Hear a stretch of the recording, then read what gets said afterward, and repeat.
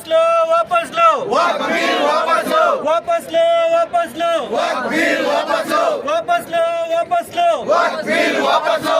हमेशा की तरह इस साल भी नमाज ईद उल फित्र जलगांव में नहायत ही शान और शौकत के साथ अदा की गई। ईद उल फित्र का दिन एक ऐसा दिन होता है जिसमें खुशियाँ, मसरत और ऐसे जज्बात होते हैं कि जिस पर काबू करना मुश्किल नज़र आता है।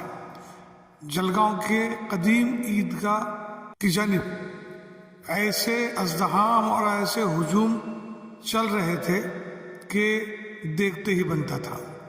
यूँ लग रहा था जैसे सारे रास्ते ईदगाह की तरफ जा रहे हैं।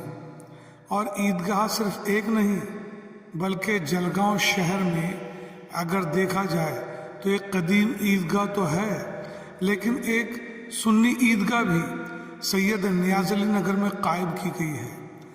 अखबारात की रिपोर्ट्स के मुताबिक देखा जाए तो ईदगाह में 35,000 लोगों ने नमाज दोगाना अदा की और 15,000 लोग सुन्नी ईदगाह में जमा थे।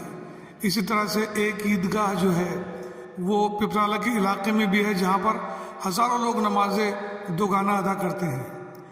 इस बरस ईदगाह कब्रिस्तान ट्रस्ट के सेक्रेटरी अब्दुल अजीज़ सालार ने अपने ख्यालात का इजहार करके हिसाब किताब ट्रस्ट का पेश किया और उन्होंने फ़लस्तीन के हक़ में, मज़लूमीन के हक़ में दुआएं भी की।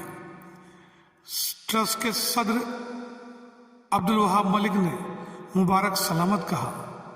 मौलाना सलीक सलमान ने बेहतरीन बयान दिया। मौलाना नसीर कासमी साहब ने नमाज की तरतीब बताई। मौलाना उस्मान कासमी साहब की ज़ेर इमामत नमाज दोगाना अदा की गई। इस मौके पर लोगों ने एक दूसरे को मुबारकबादियाँ दी, मुसाफा किया, गले मिले।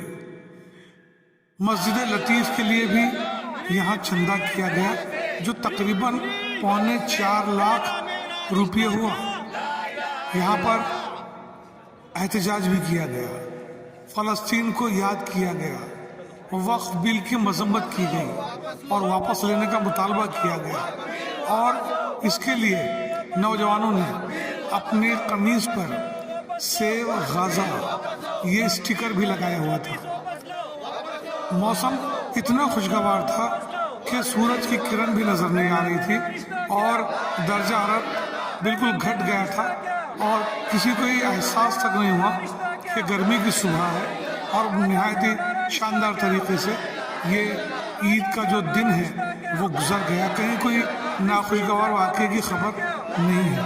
हाँ, इतना ज़रूर है कि अब मसाजिद नमाजियों का रास्ता देखेंगी और वो मसाजिद जो मुसल्लियान से भरी रहती थी खचाखच, अब वो अपने सूनेपन के लिए अपने आंसू बहाती रहेगी।